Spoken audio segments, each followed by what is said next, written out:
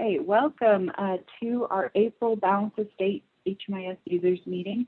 I'm Andrea Carey with the Data Center at NCCEH, here to host you for some updates, some refresher training, some problem solving, and really pleased to be here with all of you today. So let's look at what we're reviewing today. We've got some system updates, including some introductions to new staff. There's a new audit users guide that's been released. I want to just walk through a little bit. And then we've got some updates around point in time and housing inventory count. For some refreshers today, we want to talk through and really get your help on problem solving for collecting and entering disabling conditions. That is a significant question for the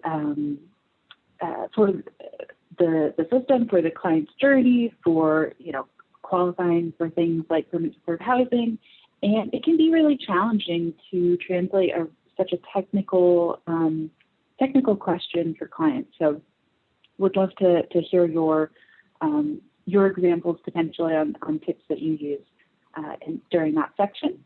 And then looking forward, want to remind us about what is on our kind of HMIS health checklist and on the calendar looking forward. One of the most exciting parts about this is going to be what's not on the calendar. So stay tuned. And of course, we want to stay online for any demo or troubleshooting that you need. I think we all learn a lot by real examples and circumstances that come up as you're working through your HMIS work and your services for clients. So would love to hear from you with any questions.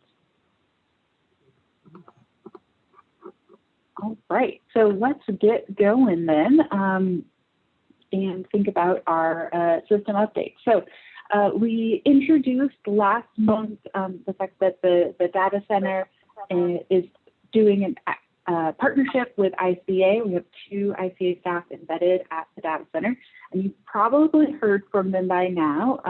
Last month, Katie was able to join us, and this month we have Tanya with us.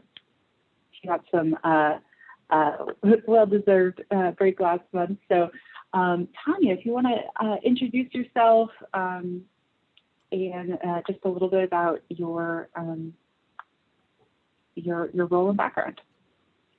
Hello, everyone. As Andrea said, I'm Tanya Harris. I actually currently live in Virginia, but will actually be moving to Florida by the 1st of June. So I'm very excited about that. I come to you with 16 years HMIS background experience from a previous job here in Richmond. We were the HMIS lead. So I do bring a wealth of knowledge to the table, and I'm very excited to be able to support this implementation in North Carolina. Thanks, Tanya. Yeah, and it's and that experience you bring is with our service point too. So all its advantages, its quirks, its personality, so to speak. Yeah. Thanks so much. And so yeah, start looking out for communication. You might be getting callbacks from Tanya or help desk replies. And you may have already done that with our Hicks process. So welcome to Tanya. We're glad to have her. A couple of little updates for you around user management and auditing. First up, we have a tool we wanted to kind of introduce to agency admins specifically, and how you can use an audit report to troubleshoot issues. An audit report is one of those dashboard reports in the same location as our CAPER and APR. And this can actually help you identify any who accessed or changed client records within your visibility. You can't go past that. Can help troubleshooting when you've seen something change in a record and you're not sure exactly what happened. And this also, is a tool for transparency around who's entering what data, how data is entered. So we have a guide for you. It's on our regular training and knowledge page, and that direct link is listed there.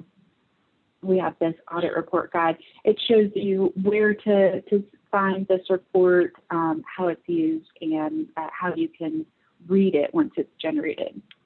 Just to give you a little preview of what it looks like, it'll develop a very detailed table.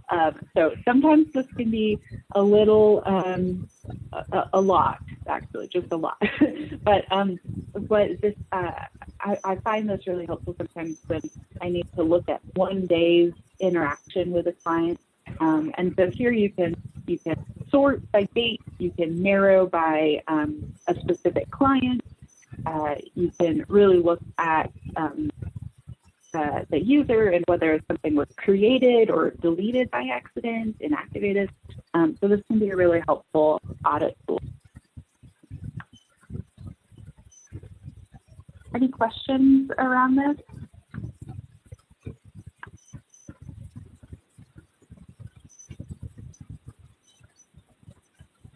All right, I'm getting a little bit of background noise. If you could use *6 on your phone to mute yourself.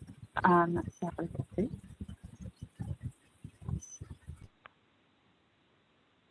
All right, thank you so much. *6 to mute, *6 to unmute on the phone there. Thank you.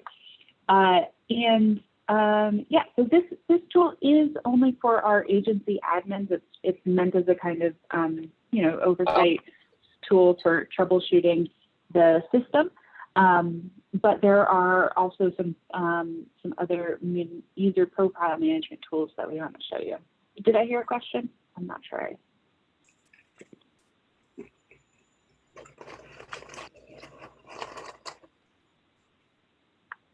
Okay, again, *6 to mute or unmute yourself. So not to leave folks out of this exciting tip. We're going to ask you to mute. Okay, thank you. So that tool was just for agency admins, but wanted to show you just another way to look at your profile, your HMIS license as end user. And just a little reminder that when you log in, you can go to the upper right-hand corner. You'll see a little gear icon there next to your name. If you click that gear icon, you'll get a pop-up, and from there you can see what your username, your provider, your default EDA is, and your role in the system. And you can also add or update your email or telephone number. This is helpful for us if we want to make sure we get the right number from you, and has some features in the system as well. You can also change your own password too, so you don't have to do the whole reset password option. You can click that button there. Your audio. There are Mary's in there. If we can get. All right. I'm going to ask folks to, I think we're getting a lot of feedback, so I'm just going to mute us. But you can unmute yourself using *6, or on the program, you can unmute yourself to ask a question. Any questions here about those updates or that guide?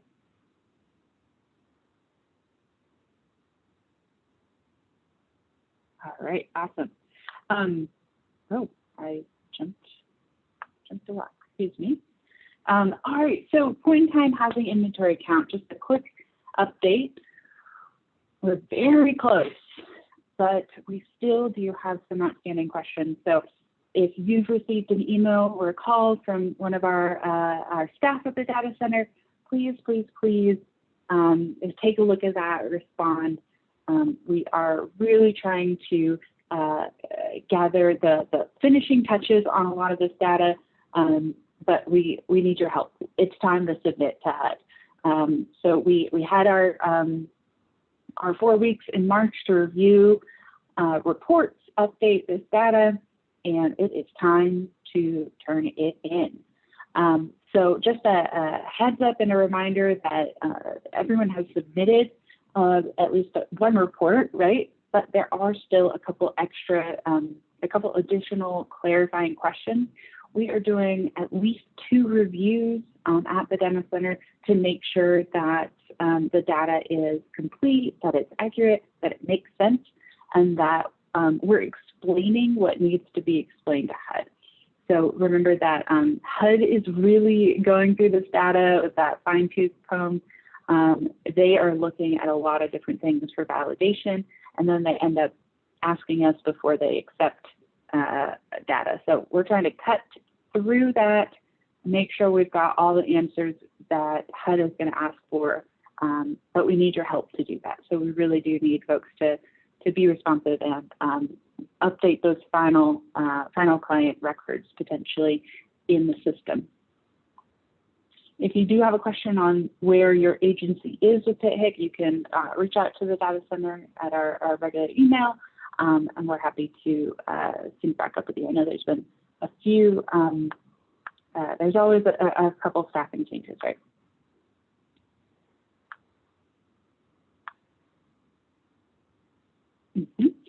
All right, and just as a reminder, our help desk email is hmis@mcceh.org. You can always use that to get a status update.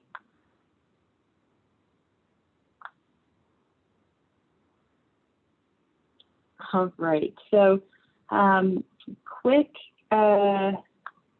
question. I'm going to launch a poll here. Give us about a minute to vote. Got just a kind of a silly barbecue question. Want to see what y'all's favorite barbecue sauce is.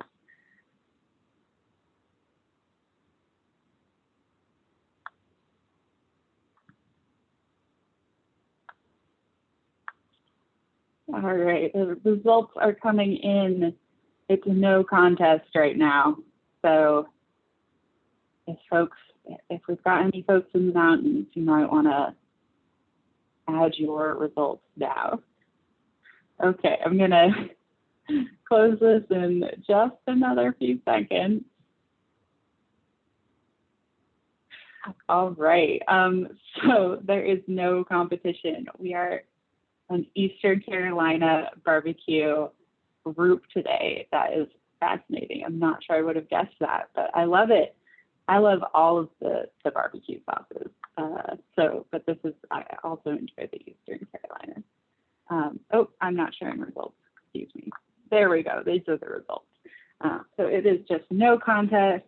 We are vinegar-based Eastern Carolina group today. All right, thanks for participating in that poll, and good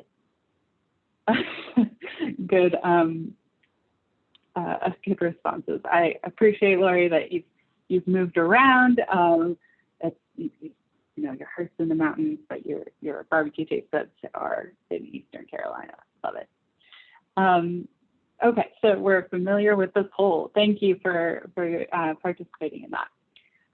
Let's dive into how we can help and a little bit of a refresher around disability data.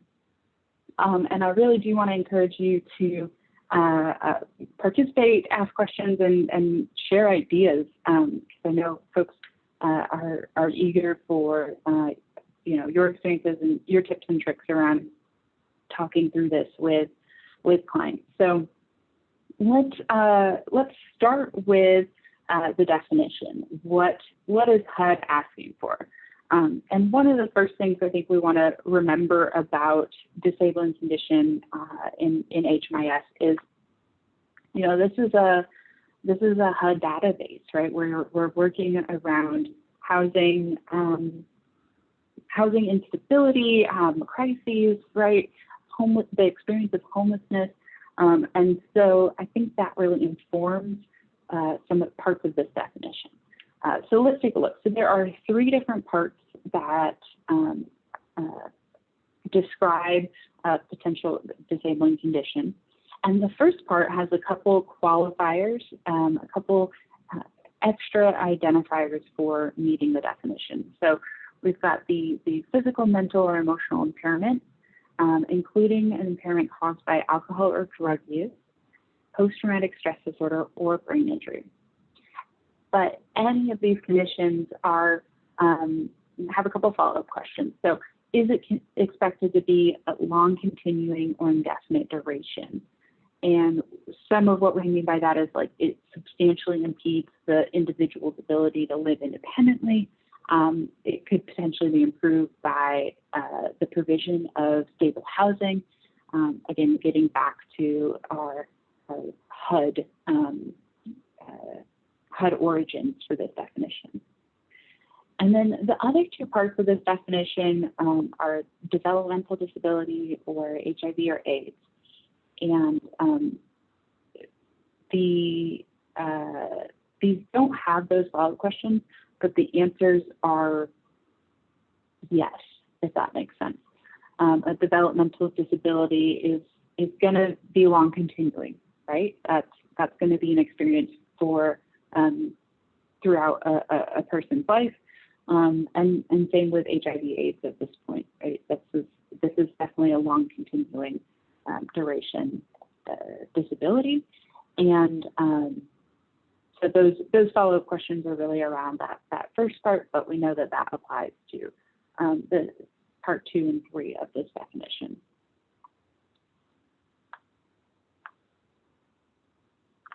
Now, one of the main things that I think comes up after we review that robust technical definition is, okay, how do we prove this?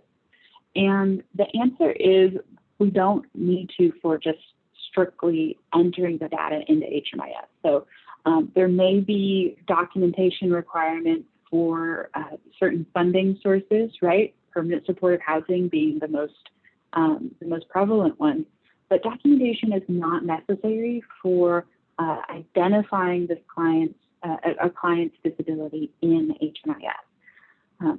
So it's important to keep that in mind as we're trying to collect information about the challenges clients face, maybe the need for housing, and just their experience overall with homelessness and potential vulnerabilities too that they may have.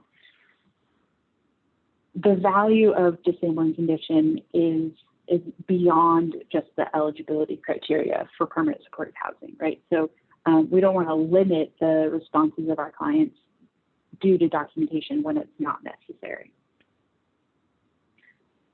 That being said, documentation can be helpful in identifying a potential disabling condition. So these income sources indicate that there is a disabling condition. And so if a client isn't necessarily forthcoming, they're not really sharing their disabling condition, but you have the income documentation, that can be reported in HMIS. Any questions, thoughts, concerns about documentation or this definition? Please unmute yourself if you would like with our *6 on the phone, or clicking that microphone button here at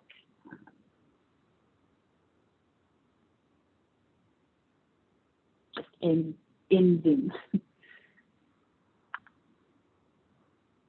All right, and moving on, we just a quick note about collecting disabling condition. Just remember that if you are a residential project, right, you want to collect information around disabling conditions separate from the admission process, just to maintain that fair housing compliance. that only applies to very few, very specific residential projects. Okay, so let's talk about when we're collecting this and who we're collecting this for.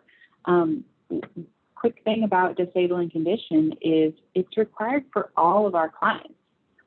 This is one of those universal data elements that whether you're an adult, your client's an adult, teen, child, HUD is expecting us to ask about disabling condition for all of the clients we're serving. And so sometimes, we'll see definitely a decrease in data quality for, say, children in the household around this question. So keep in mind, it is for all clients. You can collect this at several different data collection stages. So at several different points in the journey with the client, their enrollment. However, we've seen many times those are only collected at project start. Potentially there's some missing pieces that are corrected later on for project start, but generally a disabling condition doesn't develop throughout an enrollment, right? So we see that it's available for you to collect on those other assessments, but mostly we're collecting it on the project start. And we're going to go into how to actually collect this information in a technical sense as well, with a special reminder, the multi-step process, because it does have a couple different pieces to that definition. So let's take a look at the paper forms first. The paper forms that are on our website or posted by the ESG office, these all have the same layout like this for disability status. And there's a few different things we want to identify here. There's two main sections, the overall disability status, that yes, no bar across the top. And then there's disability type, where it's specifically a series of questions around various disability types. These are the specific types of disabling conditions that HUD requires us to respond to, and we need to respond to each of those. So that's why all of them are listed out. A lot of times in conversation, you might work with a client and find out that they have one particular disabling condition or a couple, several. You really start with like the yes answers first, but HUD is really asking us to confirm each of these. So if you look at this kind of bulkier section with the specific disability types, you'll notice that there's a few different columns going from left to right, and we're actually asking for several different pieces of information. There's the disability determination, and there's the secondary question of expected to be of long continued and indefinite duration and substantially impairs the client's ability to live independently. So that is a mouthful. You can see it was challenging to put it in the paper form, but that really refers to the definition that we started off with, right? That's using the language of HUD to clarify what is and what is not a disabling condition. So those two questions are actually going to be really important to answer for the client, both the determination and this long continued or indefinite duration question. And then we've also got the start date here for each disability type. This mirrors how it looks in HMIS, but the start date is really looking for the intake date, right? It's the collection date as opposed to, when the client first knew that they had an alcohol use issue, something like that. All right, so let's break it down even further and remind us that you can collect disability data in 3 different places: at project start, project entry, intake. We use several different words for that. at different interims or an annual assessment, and at exit. Again, really want to look towards the project start for the accurate information from the beginning of enrollment. And there are 2 different steps for disability in HMIS, and we'll go through these 2 steps in detail. We've got the general question and then the sub-assessment. Let's start with that general question. So this is our kind of yes/no gateway question. Does the client have a disabling condition, with those responses? But that corresponds with the information from the sub-assessment. This is the more specific information around disability type. And you can see those same questions that we saw on the paper form are reflected here.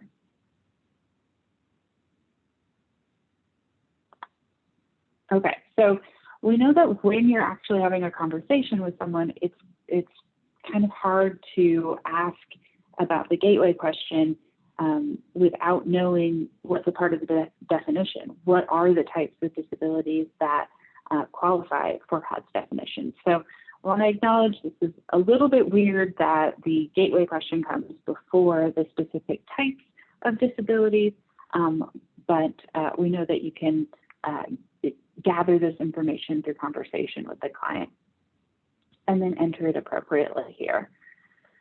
So the key thing to keep in mind is when to answer yes. And you only want to answer yes to this general question, does the client have a disabling condition, when there's a yes response for that specific type of disability.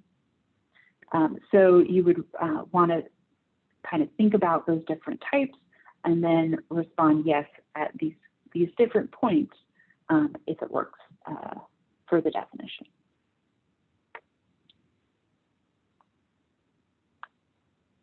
Okay, let's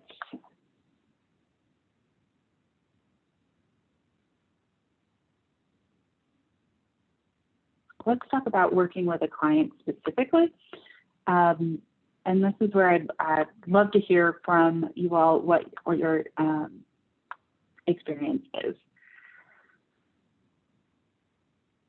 We've broken down how to talk to clients around disability data into some different steps to go through both the definition and then also if they meet that definition, right? First off, we found that you all have actually, other caseworkers have told us that it really helps to prep for the sensitive data collection. So asking, this part of the intake is going to have a few questions about disabling conditions. I want to let you know before we dive into some of these more sensitive questions. We do need to ask these questions, but it's really helpful to prep the client so that they know we're about to get a little more personal. And then from there, I think really laying out what are we asking about. Let's define what we're talking about when we see on this paper form disabling condition.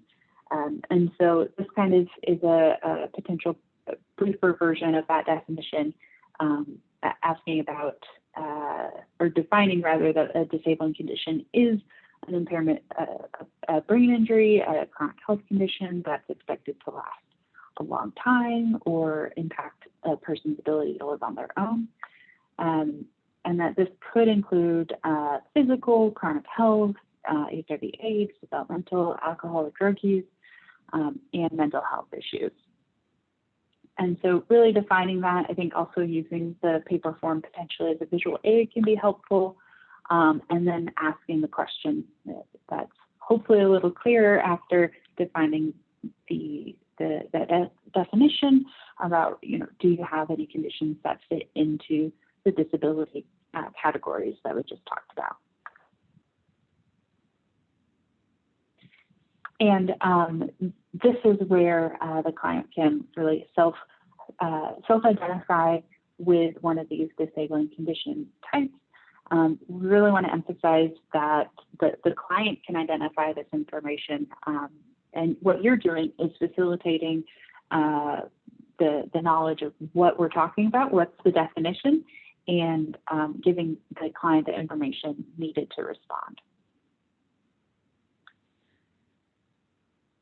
All right, and just, a little reminder to ask about, does this meet the definition of, is this lasting a long time?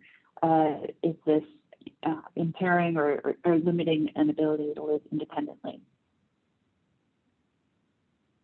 And so from this conversation, we've really extracted a few different things. We found out that this client in the example has a mental health problem. It is expected to be a long duration and indefinite, long continuing and indefinite duration. And that yes, they do in fact identify a disabling condition. I'm going to pause there and ask the group, do you all find this this portion of data collection challenging? How do you approach clients that maybe have a hard time? How do you navigate the sensitivity of this in terms of developing that trust with the client?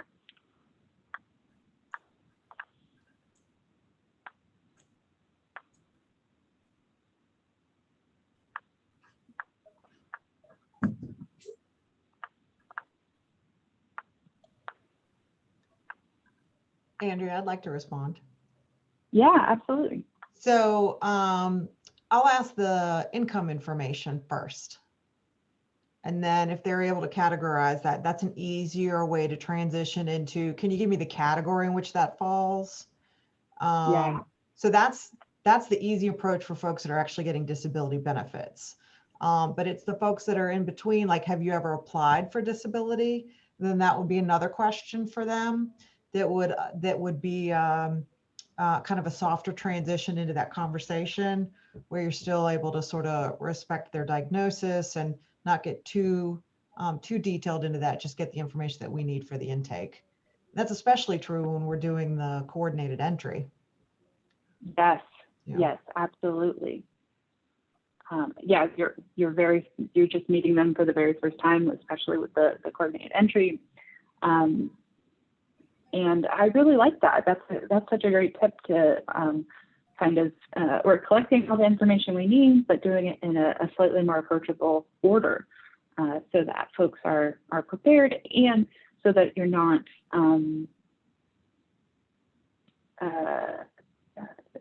diving into their privacy in a way that might be uncomfortable for your new relationship. I could address that too. Yeah. The way I do it is I usually say, so I have to ask you some questions that are a little uncomfortable sometimes for folks, but some of that's going to be about your income. And if any of your income is from disability, then we need to categorize where that disability is. And it makes no difference to me. I work with all kinds of people, and you're going to get the same help regardless of how you answer this. I just need to know, is it in these different categories? And you don't have to tell me any diagnoses.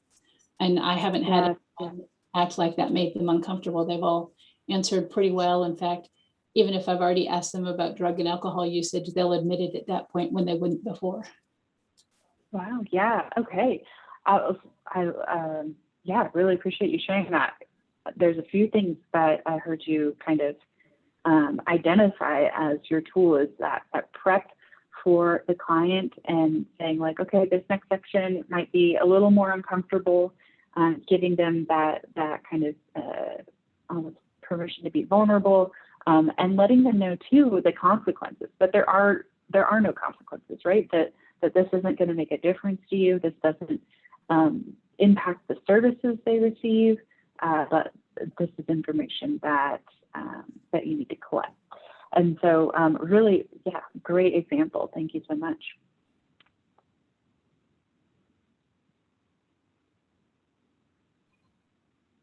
Awesome. Well, those are great ideas and examples for how to approach this in a really accessible way for folks. So once we get this information, once we have a conversation with the client, then we need to actually enter it into HMIS. So we let's go through that, right? So we're going to translate that conversation that we had with the client into HMIS and break it down. First off, we've got the first question that appears is, does the client have a disabling condition? And so simple drop down, yes or no. Awesome, that's great. Love it when it's simple. And then we've got the different sub-assessment types. So this is where we really need to identify the type of disabling condition that someone has identified and make sure that those responses align. So here, what I really like to do is start with the yes responses and click the add button when it's the only thing there, and identify what's the yes answer for? What's the type of disabling condition that the client is identifying? So once you click add and you identify the type, then you're going to confirm that this is indeed a disabling condition meeting HUD's definition. This disability determination is not confirming documentation. This is not confirming that suddenly you have a medical degree. It's not like that. It's really about, does this meet the definition? Is the client responding? Yes, affirmative. So that's going to be a yes for any type of disability that the client answers yes to. And this should always match the response of the gateway question, right? Like if there's a yes here, there has to be a yes at the start of that gateway question. And then there is a second question here with those follow-up pieces that we talked about. And it's not in bold, but still important. So this, if yes, expected to be long continued and indefinite duration. If the client has a disability of this type, then the answer to this question is yes. And so there really are these kind of two yeses within that pop-up. The yes for the determination and the yes for the long continued and indefinite duration. And so again, this is just confirming the disability meets HUD's definition. From there, you are going to need to have a start date. If you're in backdate mode already, right, it should pop up that you can confirm that this is indeed the right date for this collection. And this is not about, if it was a developmental disability, this is not their date of birth, right? This is about the collection start date, not the client's experience with this disability. All right, and then you're going to save. Always want to save, right? You save if there's only one, or you can click save and add another if there is another type of disability you want to respond to.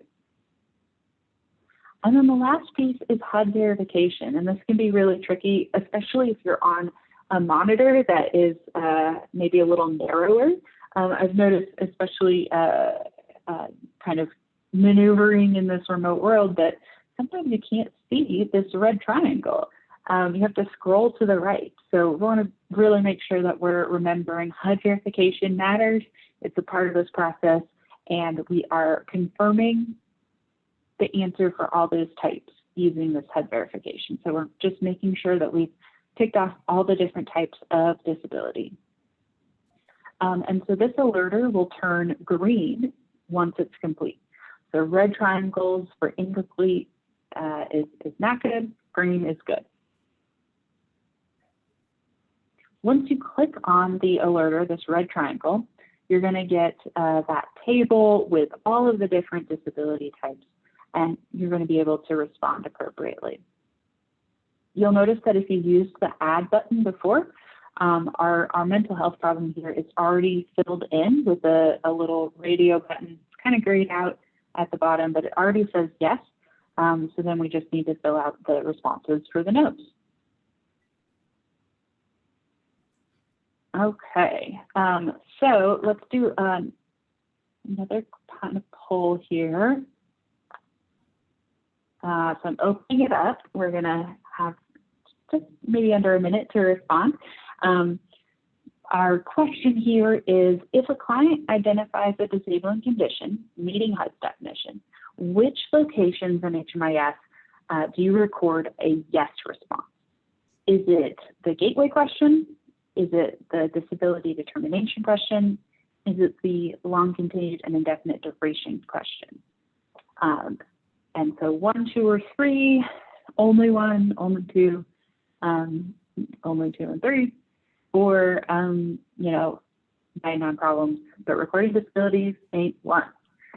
All right, we'll give you some more time here. How do we record disability in HMIS?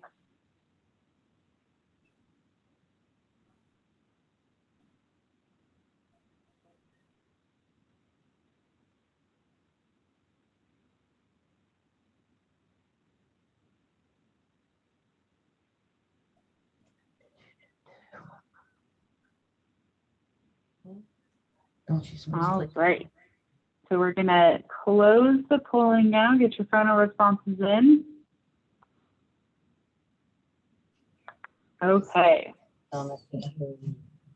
Did you do that? Share the results here. All right. So the majority of folks are responding all 3 of these places, and that is correct. So we need all 3 of these to be yes in order for the client to be kind of affirmatively, completely identified as having this disability. So the gateway question isn't quite enough. Just the disability determination question isn't quite enough. It really needs all 3 of these in order to be successfully recorded in HMIS.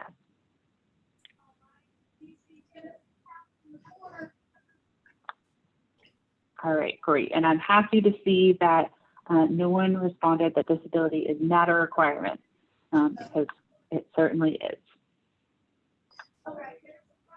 All right, let's just go through a couple of the errors that we see most often in HMIS.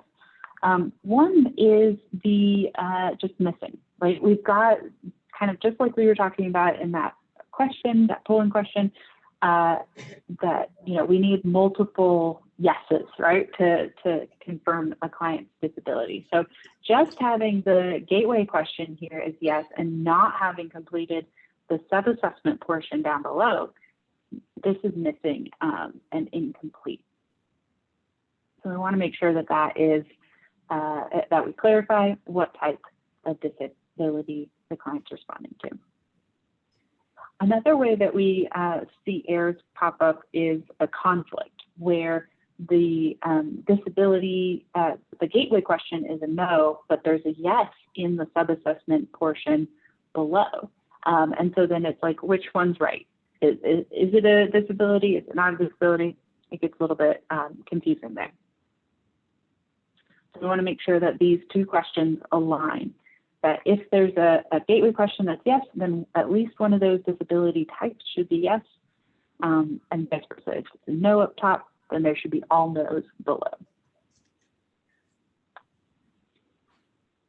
All right, and then another one that we've seen, especially recently with the point in time count review process, is this if yes question, expected to be of long, continued, and indefinite duration. And so if we have a response like this shown, where there's a yes for the determination, but not a yes for this second question, then it's not clear if HUD's definition is met or not, right? So we do want to remember that HUD's disability definition has multiple parts, and we need to have those yeses here to confirm what a client is identifying. All right, and there are a couple ways to check this out, this issue for data quality. You can use the A19 ART report, which was previously known as the 640 Data Quality Framework. This has a section for disability condition, disabling condition data quality. You can count the errors here. Or you can also see a very similar table to this in the APR and the CAPER. So both of those really line up with finding and identifying potential issues. And then just as a reminder here too, as we're closing up PIT, that for shelter and transitional housing projects, you can also use the PIT report. And on the disability detail tab, you could see some discrepancies where a client said yes with the gateway question in column D, D as in dog, but there was a blank in column F for that long continued or indefinite duration. So you may have gotten some questions about this from us. If you haven't responded yet, please do. We really want to wrap up PIT. We are overdue for that data. All right. Any questions? Any other questions for us? Oh, and I do want to also share for the polling that we did. Apologies, I really focused on question 1, but question 2 was about the start date for a disabling condition. So I want to clarify the start date in HMIS is going to be for when the client was asked the question, intake, right? Mostly intake. When the client was first diagnosed is not needed information for HMIS. You may want to have a conversation with the client about diagnosis if you want to help them apply for, a disability, qualify for PSH. There's definitely important information that you can learn from talking through a client. Are they connected to medical services that they might need? Really good conversations, not necessary for HMIS. I just wanted to clarify that before we continue. Any other questions or comments, tips around disability?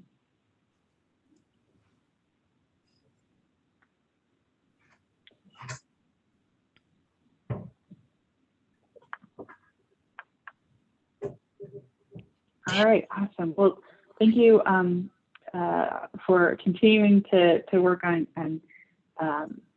collecting and entering the data that is not only required from HUD, right? It is required, but it's also really really impactful for looking at patterns of service, looking at need of our clients in the community, and system gaps too. So really appreciate all of your hard work in putting that together.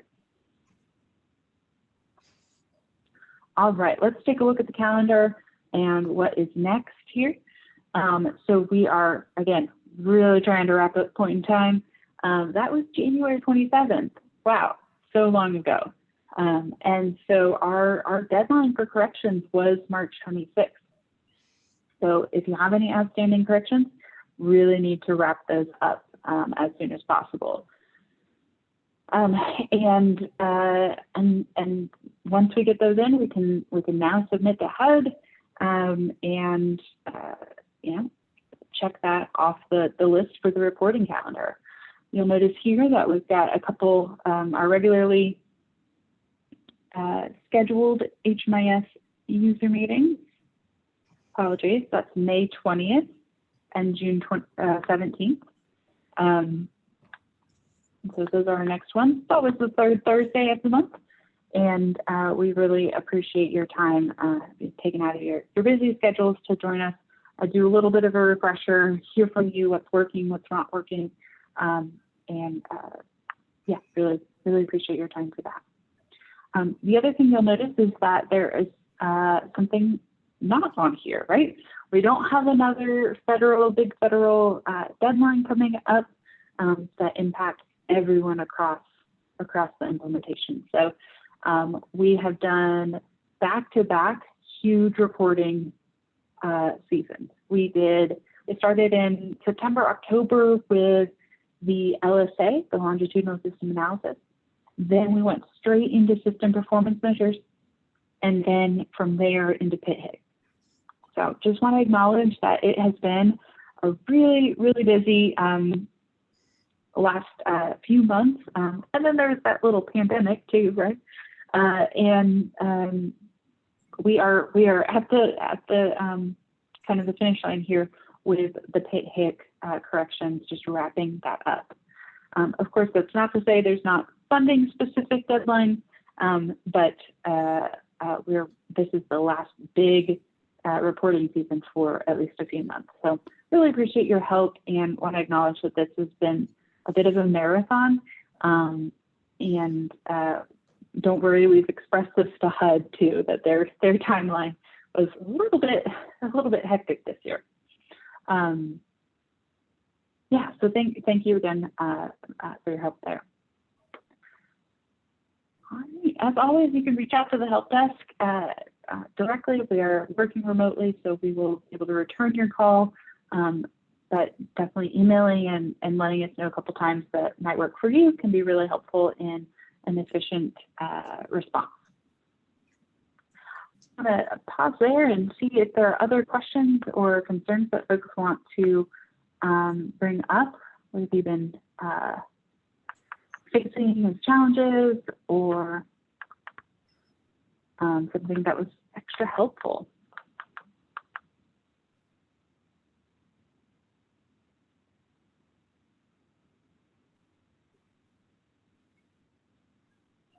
All right. Sounds like right now we don't have outstanding questions. So I'm going to stop the recording and I'll hang on the line just in case folks want to ask something after the meeting. So thank you again for joining us.